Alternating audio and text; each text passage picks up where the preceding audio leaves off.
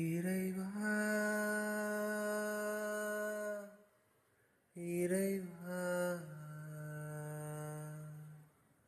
தாயும் நீயே தந்தையும் நீயே உயிரும் நீயே உண்மையும் நீயே.